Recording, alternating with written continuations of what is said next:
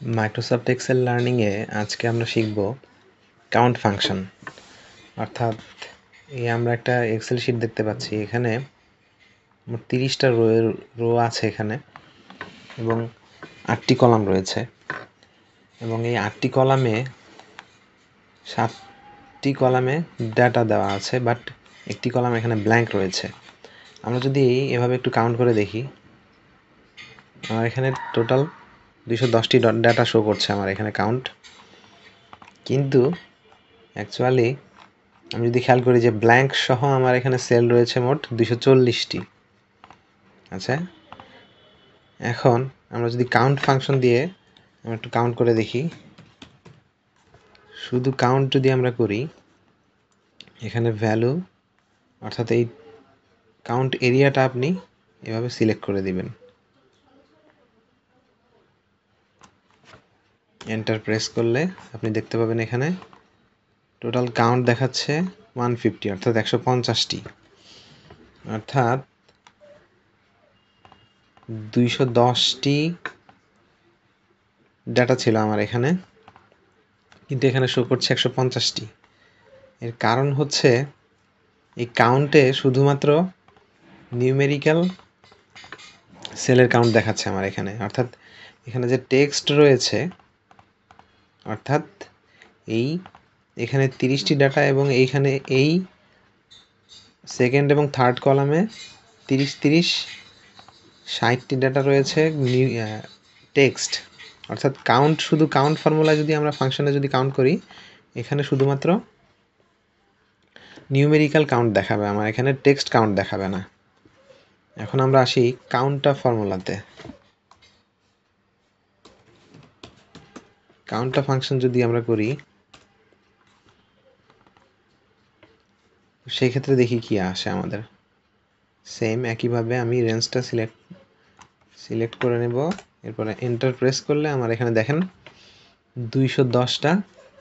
অর্থাৎ আমরা বুঝতে পারলাম যে শুধু কাউন্ট ফাংশন যদি ইউজ করি আমরা, শুধুমাত্র নিউমেরিক্যালটা শো করবে, আর কাউন্টটা ফাংশন যদি নেই আমরা, তো সেক্ষেত্রে নিউমেরিক্যাল এবং টেক্সট উভয়টাই আমাদের এখানে কাউন্ট করতে পারবো আমরা।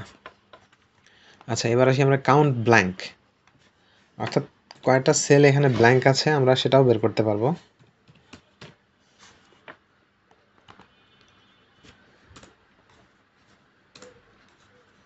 এবার আমি রেঞ্জ সিলেক্ট করে দেব, অর্থাৎ টোটাল টেবিলটা আমি সিলেক্ট করে দিলাম, এন্টার প্রেস করে দিলাম।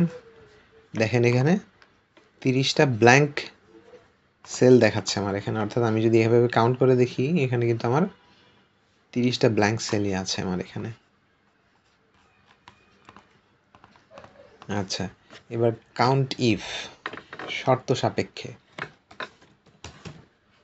কাউন্ট ইফ যদি আমরা নেই,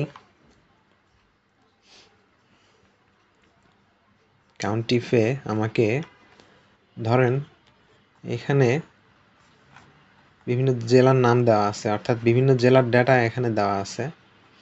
এখন আমি এখান থেকে দেখতে চাই যে রাজশাহী বা সিলেট বা ময়মনসিংহ জোন কতবার আছে এখানে, এটা যদি আমি দেখতে চাই, তাহলে আমি সেলটা, এই কলামটা আমি control shift down arrow press করে সিলেক্ট করে নেব।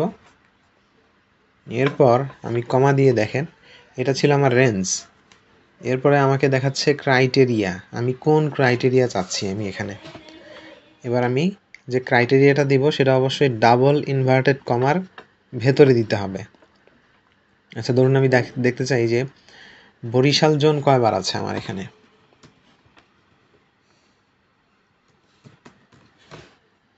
ডাবল ইনভার্টেড কমা দিয়ে ক্লোজ করে দিতে হবে আপনাকে।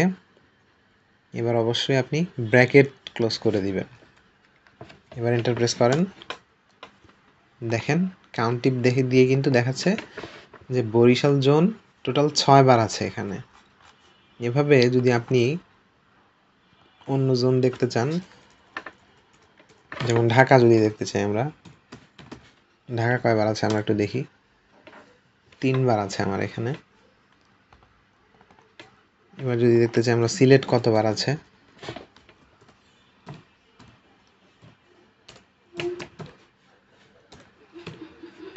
সিলেক্ট আমরা এখানে দেখতে পাচ্ছি টোটাল 5 বার কাউন্ট দেখাচ্ছে আমার এখানে।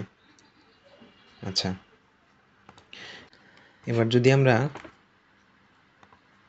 পুরো সেলটা যদি দেখতে চাই আমরা একটু, অর্থাৎ এবার কাউন্টটা এবং কাউন্ট ব্ল্যাঙ্ক, অর্থাৎ আমরা এখানে এই টেবিলটা ছিল হচ্ছে টোটাল 30টা রো ছিল আমার এখানে এবং কলাম ছিল হচ্ছে 8টা এবং আমার এখানে ডাটা ছিল হচ্ছে টোটাল 240টা। এখন এটা আমি যদি একসঙ্গে বের করতে চাই, এখন আমাকে কাউন্টটা ফর্মুলা দিতে হবে। পুরো টেবিলটা আমি সিলেক্ট করব সেমভাবে।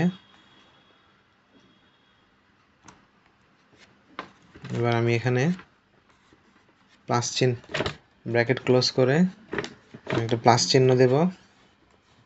এবার কাউন্ট ব্ল্যাঙ্ক আমি কাউন্ট করব।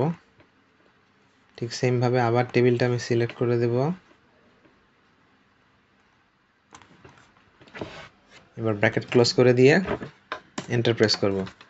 আর দেখেন আমার এখানে কিন্তু এই টেবিলটাতে টোটাল 240টা সেল ছিল, আমার এখানে 240টা সেলই শো করছে আমার এখানে। এই ছিল মোটামুটি আসলে কাউন্ট ফাংশনের ব্যবহার। তো আশা করি সবাই বুঝতে পেরেছেন। যারা আমার চ্যানেলটি ইতিমধ্যে সাবস্ক্রাইব করেছেন তাদেরকে অসংখ্য ধন্যবাদ। আর যারা নতুন আমার ভিডিওগুলো দেখছেন অবশ্যই আমার চ্যানেলটিকে সাবস্ক্রাইব করবেন এবং আমার চ্যানেলের সঙ্গেই থাকবেন। ধন্যবাদ।